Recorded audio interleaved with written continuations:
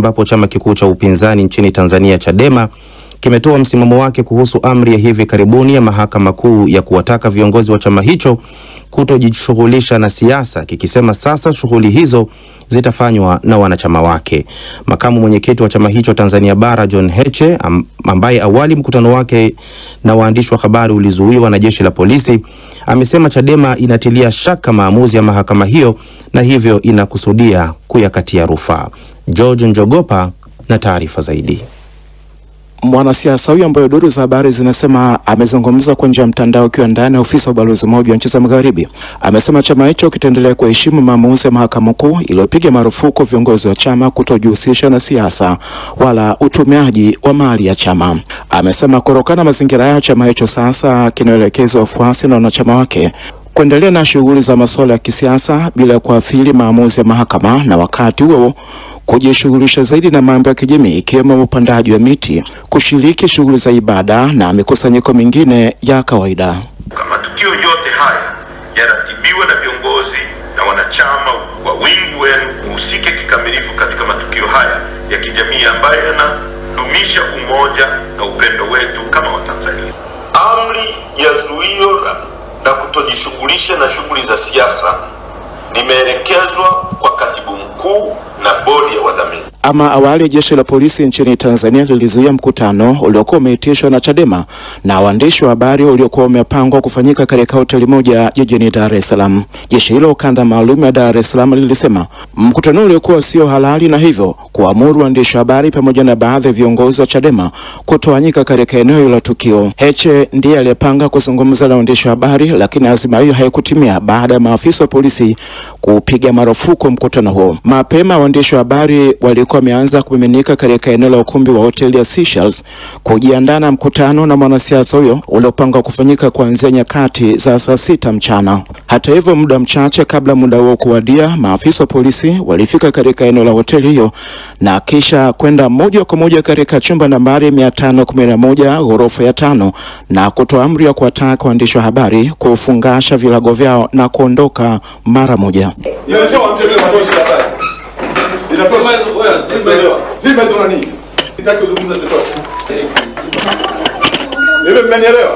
Hivi karibuni mahakama kuu ya Tanzania ilitoa amri ya kuwapiga marufuku viongozi wa chama hicho kutojihusisha na shughuli za kisiasa pamoja na kutogusa mali za chama hadi pale kesi iliyoko mahakamani itakapoamriwa. Hatua inakuja wakati vuguvugu la kuelekea katika uchaguzi mkuu baadaye mwaka huu likiwa limeanza kupanda kwa baadhi ya vyama vya siasa. Tayari chama tawala CCM na baadhi ya vyama vya upinzani ikiwemo chama cha ACT Wazalendo ni baadhi ya vyama ambavyo vimekuwa vikijipanga kuelekea katika uchaguzi wa rais, wa bunge pamoja na madiwani uliopangwa kufanyika mwezi Oktoba mwaka huu.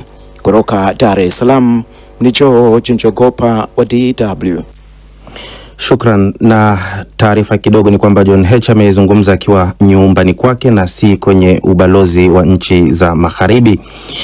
Mtu mmoja ameuawa kwa kupigwa risasi na polisi jijini Nairobi nchini Kenya, huku wasiwasi ukiendelea kushuhudiwa, waandamanaji wakikabiliana na maafisa wa polisi. Hayo yanajiri huku maafisa wengine wawili wa polisi waliotajwa kuhusika katika mauaji ya mwalimu Albert Ojwang akiwa kizuizini katika kituo cha polisi cha Nairobi wakijisalimisha kwa ajili ya kuhojiwa zaidi na huenda wakafikishwa mahakamani. Shisia Wasilwa na taarifa kamili. Shughuli katika mji mkuu Nairobi zilitatizika kipindi kirefu cha Jumatatu kufuatia maandamano ya kumshinikiza naibu inspekta mkuu wa polisi Eliud Lagat ajiuzulu kutokana na kifo cha mwanaharakati na mwalimu Albert Ojwang. Inaripotiwa kuwa mjasiriamali mmoja ameuawa kwa kupigwa risasi na maafisa wa polisi. Biashara kadhaa zilivamiwa na kuporwa na wahalifu waliotumia fursa hiyo katika maeneo yenye shughuli nyingi kama Tom Mboya, Luthuli na River Road. Maafisa wa kupambana na ghasia wanaendelea kuzunguka kwa doria. Maduka mengi yameendelea kufungwa huku wamiliki wao wakisimama nje kuyalinda dhidi ya waporaji. Na tumekusanyika hapa pia kukemea hizo vitendo vyenye vilifanywa huyu mwalimu. Wakati huo naibu mkuu wa kituo kikuu cha polisi cha Nairobi Samuel Ng'ang'a na askari wa zamu kwenye mahabusu ya kituo hicho cha polisi Peter Kimani walijisalimisha kwa mamlaka huru ya uangalizi wa polisi na kutangaza kuwa wako tayari kushughulikiwa kisheria. Hatua hiyo ilichukuliwa baada ya kubainika kuwa walikuwa wajulikani waliko mwishoni mwa juma, hali iliyowafanya maafisa wa polisi pamoja na wale wa IPOA kuwatafuta. Wawili hao walikuwa miongoni mwa maafisa waliokuwa kazini wakati Ojwang alipoletwa kutoka Homa Bay na maafisa wa polisi wa uchunguzi. Inadaiwa walipewa maagizo ya kupanga mateso dhidi ya Ojwang. Takriban maafisa 17 wa polisi wamehusishwa na tukio hilo wametambuliwa na kuhojiwa katika taarifa za awali. Kukamatwa kwa wawili hao kunafanya idadi ya maafisa wa polisi walioko rumande kufikia 4 kuhusiana na kifo hicho ambacho kimesababisha naibu inspekta jenerali wa huduma ya polisi Kenya Eliud Lagat kujiondoa kwa muda kazini. Seneta wa Nairobi Edwin Sifuna amelaani utawala wa Rais Ruto kwa ukandamizaji wa haki za binadamu. Serikali iko hakuna kitu wanajua, hawasikii sauti ya mwananchi, hawaoni maovu ambayo yanaelekezewa wananchi, kilio ya wananchi hawasikii. Alikonfirm leo wote ni watu bure, hakuna haja ya kukaa hapo, afadhali nikuje nisikize vile watu wameiga mnasema. Wakati huu mahakama ya Kahawa imeamuru fundi wa miaka 23 azuiliwe kwa siku 14 kwa tuhuma za kuharibu kumbukumbu za kamera za CCTV katika kituo kikuu cha polisi cha Nairobi, hali ambayo huenda ilificha ushahidi muhimu katika uchunguzi wa mauaji ya Ojwang.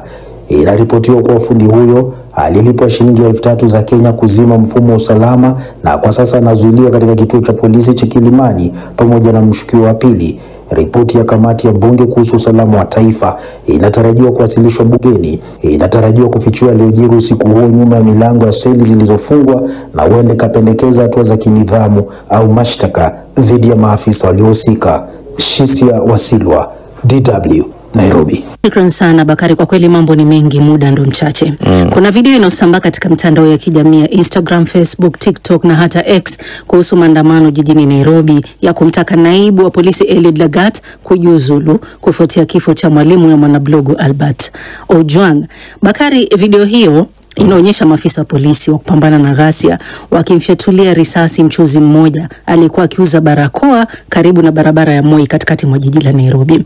Katika video hiyo maafisa wawili wa polisi wanaonekana kumpiga mchuzi huyo kabla ya mmoja kumpiga risasi mtu huyo na kuondoka kwenye eneo la tukio. Kufuatia tukio hilo Bakari, kwa kweli ukiangalia video hiyo mwenyewe inavunja moyo.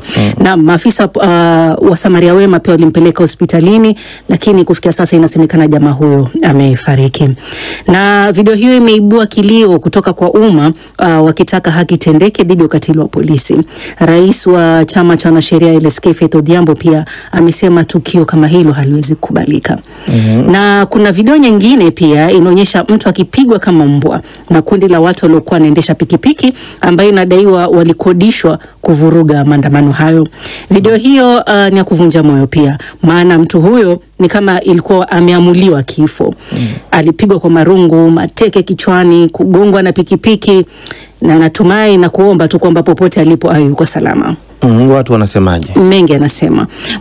Blessed Brescia anasema, kwa nini mnatumia risasi moto? Hivi kuna mzazi atapigiwa simu leo kuwa mwanawe hayuko tena? Inasikitisha.